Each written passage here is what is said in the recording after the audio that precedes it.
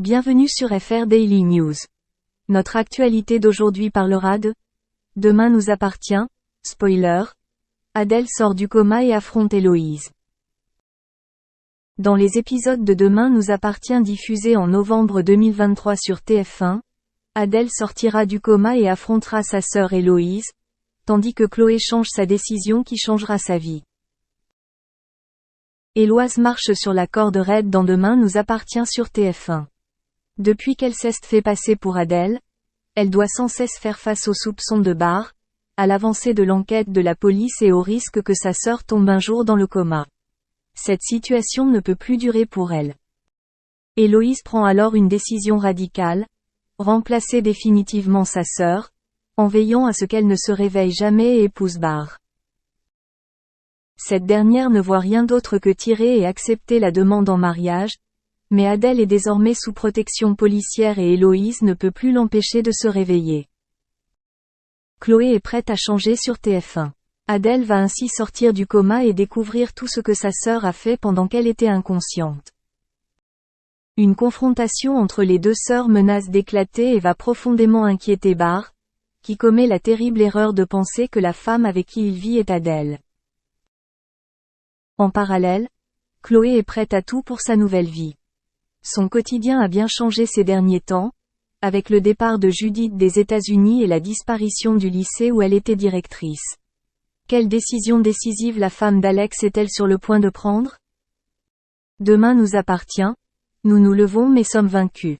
L'épisode Demain nous appartient diffusé le mercredi 22 novembre 2023 sur TF1 a rassemblé 2,86 millions de curieux, soit 15,6% des 4 ans et plus présents de 19h14 à 19h48.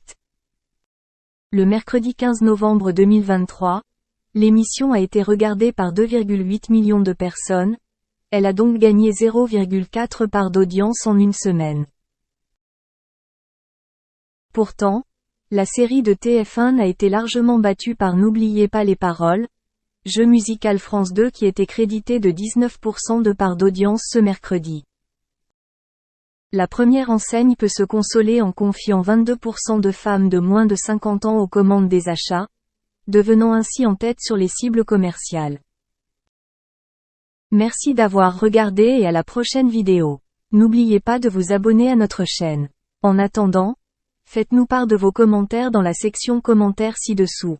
Marseillaise au vu du dernier clash en ligne entre les deux jeunes femmes ce dimanche 3 avril. En effet, une vidéo de Maëva répétant son texte en salle d'interview des Marseillais au Mexique a fuité sur la toile. Vous le savez, cela fait le buzz depuis ce week-end. De quoi susciter la curiosité des téléspectateurs nombreux à s'interroger sur la réelle spontanéité des candidats lorsqu'ils sont en tournage. Face à l'ampleur des réactions, Mélanie Orlenko a tenu à rétablir la vérité et pris la parole sur son compte Instagram. On ne part jamais en interview directe, on peut raconter un moment 6 jours après, donc les journalistes seront obligés de nous aider car on ne se rappelle pas vraiment en détail ce qu'il s'est passé. C'est un peu comme si je vous demandais ce que vous aviez mangé il y a 10 jours. Mais son intervention lui a valu de se faire attaquer directement par Maëva qui s'est montrée reconnaissante à sa manière.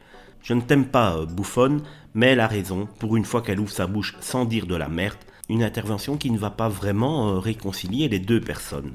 Mélanie a rapidement répondu aussi sur son compte que s'il y en a bien une qui sort de la merde H24 de sa bouche, c'est bien toi, Bolossa. Mais tranquille, t'as tellement de mal à t'exprimer que je l'ai fait à ta place. C'est chaud entre les deux. Maëva a alors répliqué « Merci d'être mon porte-parole, bouffonne. En plus, tu fais bien ton travail et gratuitement », ce à quoi Mélanie l'a remercié de l'identifier gratuitement.